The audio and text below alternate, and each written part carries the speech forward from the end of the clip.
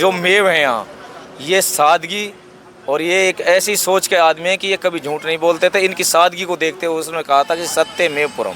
अगर सबके लिए 10-10 लाख रुपए दे दे सीधा फटाफट कट फटाकट जैसे वो बोला ना राहुल गांधी, इस तरीके से तो ये आ सकते हैं, नहीं ये आने वाले नहीं है। ये जो बूचड़ खाना जो आया इसने हमारा बेड़ा गर्क कर दिया। हमें तो इंजीनियरिंग की फैक्ट्री चाहिए, कंपनी चाहिए, स्कूल चाहिए हैं, अब ये चीज इनको तो लाते ही नहीं है हमारे लोग। नाम क्या अपना?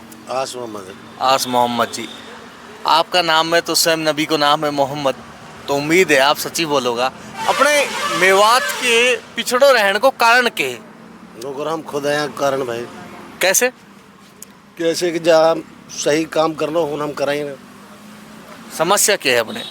समस्या ये एक दूसरा की टांग खींचने। कौन कौन सी समस्या है? अगर मूलभूत समस्याओं की बात करें जैसे सड़क, पानी, बिजली। भाई नौकरी की भी समस्या है, पानी की भी समस्या है, रोड की भी समस्या है, कितनी समस्या उनने गिनता गिनता ही हार जाओ।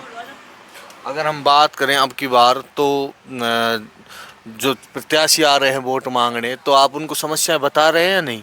बता रहा भाई, सभी ने बता रहा हो एक ही? नहीं एक लोग बता रहे हैं उन्होंने बस मामन खान के लिए।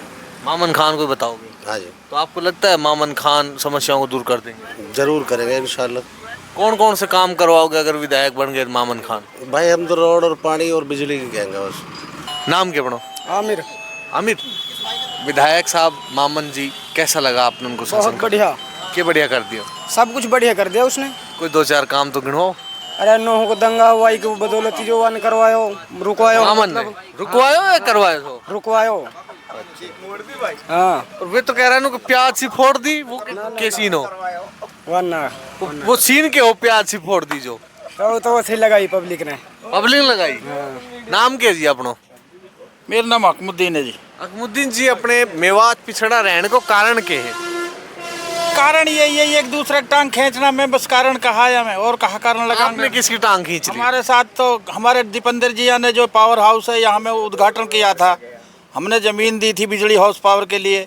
बीजेपी वालों से जब यहाँ पर अपना चंडीगढ़ का चीफ आया था, उससे ये कह गया था कि 3 पंचायत उसने घोषित करी थी, ये धमाड़ा और एक अहमदाबाद, एक पाडला, 3 पंचायत घोषित करके गया था। चीफ से ये कह के गया था जब बीजेपी आए और जब ये कांग्रेस आए, मैं आए या न, मैं आऊँ या ना आऊँ, मुझे यहाँ पर 24 घंटा की लाइट चाहिए। हमने सारे कागजात तैयार करे, हमने सारे जितने भी कागजात तैयार है, लेकिन वो पहल हमारी ऐसे कैसे ही पड़ी रह गई, हमारा उसमें कोई सुनाई नहीं हुई। बीजेपी तो हमारे साथ सोतला व्यवहार करती रही है, करती रहेगी।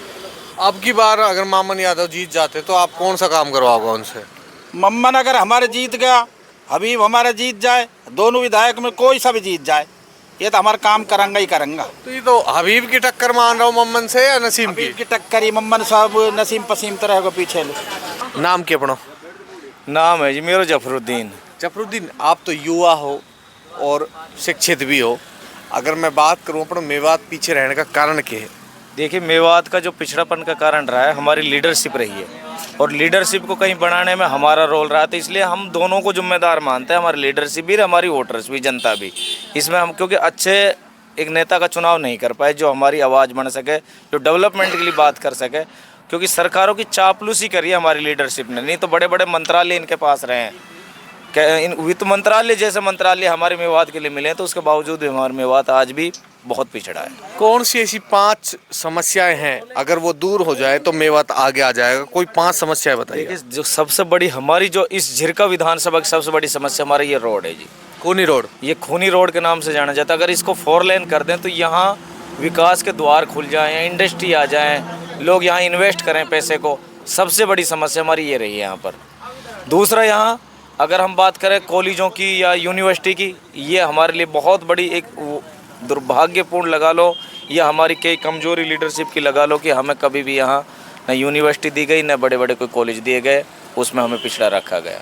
नहर और रेल के इंजन को लेकर क्या है आपकी सोच? तो झूठी घोषणाएं रही हैं हमेशा। जो भी यहाँ लोकसभा का चुनाव लड़ना है उसने ये कहा कि हम सीटी बजवाने वाले हैं, सीटी बजवाने वाले हैं। तो किसी भी सरकार के किसी भी सांसद ने यहाँ सीटी बजवाने का काम नहीं किया है। नहर की बात करें तो? नहर की बात करें तो देखिए, पूरी मेवात के अंदर नहर नहीं है जी। मतलब नहर में भी हमको पिछड़ा रहे, पानी देने में भी, क्योंकि हमारे जो दक्षिण हरियाणा से पानी आ जाता है उसको रोक ले जाता है जी।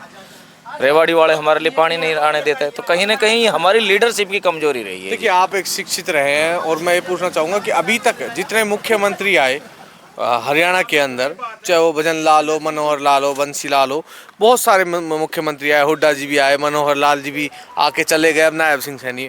सबसे बढ़िया मुख्यमंत्री हरियाणा के तौर पर कौन सा लगा आपको?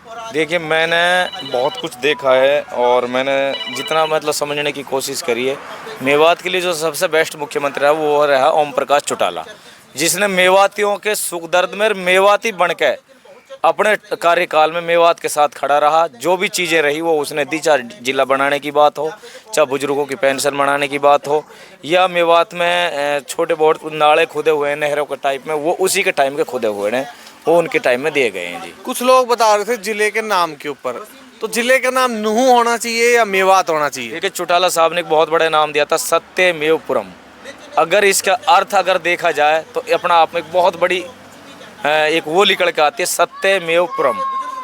ये नाम दिया था चौटाला साहब ने, लेकिन जैसे ही चेंज हुई सरकार तो मेवात नाम रख दिया गया इसका।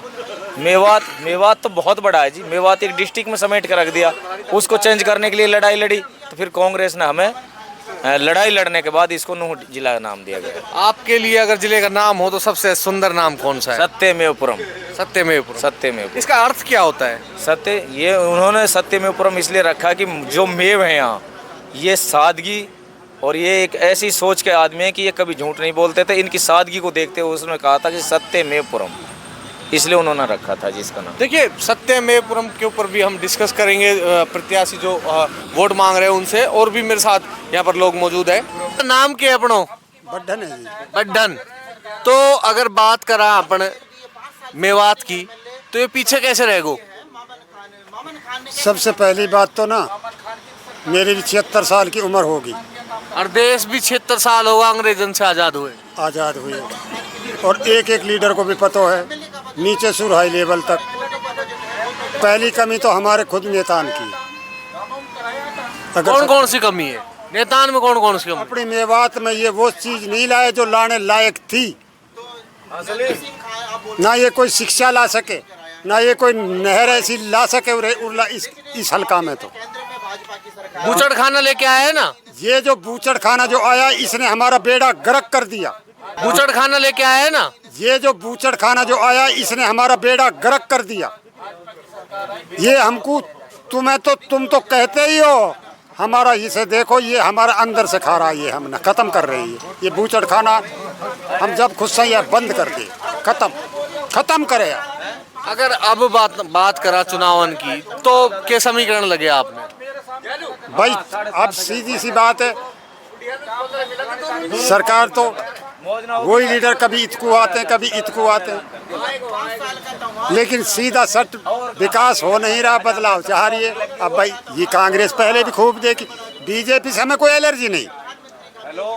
वोट तो दिया होगा आपने कभी बीजेपी को? पिछली बार बीजेपी को ही वोट दिए, कौन कहता है नहीं दिया? हमने खुद ने बुलाया, दिया है, सम्मान दिया है। और अब की बार?